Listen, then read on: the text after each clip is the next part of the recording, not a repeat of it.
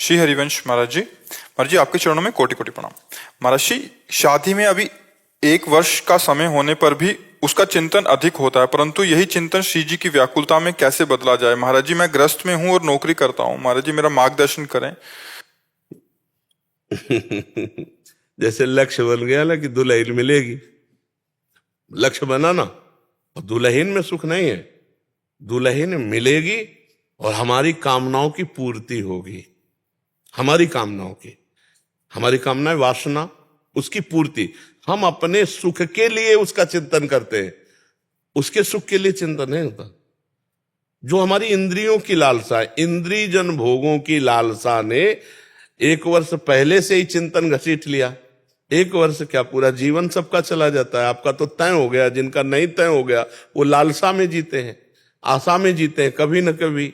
और जब हमारी कामनाओं का विषय प्रभु हो जाएंगे तो सोचो, बिना प्रयास के चिंतन होता है नहीं, ऐसे बिना प्रयास के भगवत चिंतन होगा। जिसका लक्ष्य धर्म बन गया, भगवान बन गए, भगवान से मिलन की चाह वो अखंड चिंतन कराती है। अब वो पहले अन्य चाहें मिटे, तब भगवत चाह का स्वाद आता है। चाह मिटी, चिंता मिटी, मनुआ बेपरवाह, जाहि न चाही कबहु कुछ तुम सन सहज सने, बसो निरंतर तासुर सो राउर निजगे। अब ये भगवत रुचि, भगवत चाह पैदा हो जाए। जैसे दुल्हन का संकल्प बनते ही पूरा मन आनंदित है कि धन्य होगी वो घड़ी जिस घड़ी पाणी ग्रहण होगा, धन्य होगी वो घड़ी जिस घड़ी हमारा मिलन होगा। ऐसे ही भक्त का हृदय होता है, वो उस घड़ी का इंतजार करता है जब प्रीतम मिले। वो आह भर करके रोता रहता है कि वो घड़ी कब आएगी जब हे नाथ आप हमसे मिलोगे, हे प्रभु हमसे मिलोगे। पर प्रभु मिलन की चाह तो पहले आ जाए, और ये चाह तब प्रकट होती जब अन्य चाहें सब मिट जाए, अन्य चाह सब मिट जाए। पूज्य श्री रघुनाथ दास गोस्वामी जी का पावन चरित्र पढ़ना कभी, जो राधा कुंड में जिनकी समाधि बनी है, बहुत बड़े घर के महापुरुष। जब देखा कि इनका चित्त तो भजन में, तो बहुत सुंदर कन्या से ब्याह कराया। लेकिन ठाकुर जी में जिसका चित्त जुड़ गया, वो कहीं सांसारिक सुखों की तरफ तो आकर्षित भाग पड़े, और महाप्रभु चैतन्य देव के चरणों का आश्रय जगन्नाथपुरी में लेकर ऐसा कष्ट में जीवन व्यतीत किए कि जो महाप्रसाद पाने योग्य नहीं होता था, पशुओं को फेंक दिया जाता था।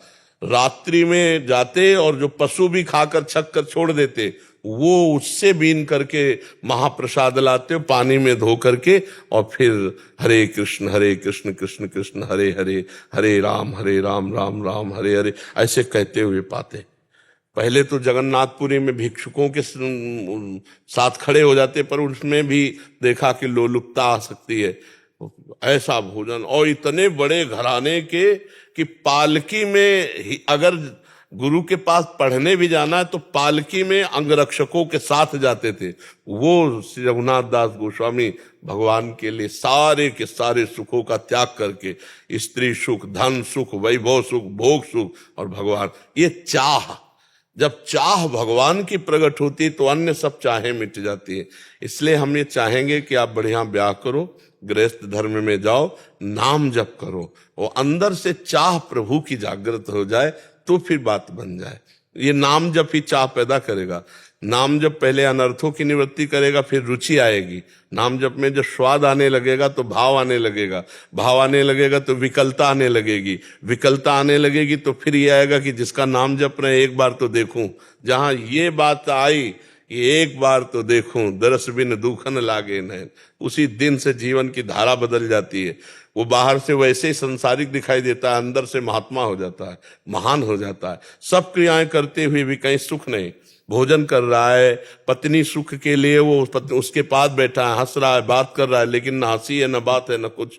वो अंदर से कुछ और होता है, बाहर से कुछ और होता है। बाहर संसारिक दिखाई देता है, अंदर से महान स्थिति को प्राप्त हो जाता है, जिसके हृदय में भगवान नाम की रुचि और भगवान के मिलन की चाह प्रकट हो जाती है। ठीक है, सावधान साधक हो, बहुत सूक्ष्मता से मन को देख रहे हो, नाम जप करते रहो। ये संसार के धर्म है, कुछ वर्षों के लिए है, कुछ वर्षों के लिए है, क्योंकि 80-90 का तो जीवन ही है, बहुत 100 का जीवन होगा, 100 वर्ष का। जिनमें काफी तो व्यर्थ चले गए, अब भोग विलासिता में चले जाएंगे तो भगवान के चिंतन और भजन में तो त्रुटि हो ही जाएगी। इसलिए सावधान रहे, भजन न छूटे तो इसी जन्म में भगवत प्राप्ति हो जाए तो सब काम हो गए। गृहस्थ धर्म में रहते हुए भी भगवत प्राप्ति की जा सकती, बहुत अच्छे से प्राप्ति की जा सकती है, कोई परेशानी नहीं गृहस्थ में। पर नाम जप करते हुए सब सुखों को भगवान को अर्पित करके प्रसाद रूप से धर्म पूर्वक विषय सेवन करते हुए भगवान की प्राप्ति की जा सकती है।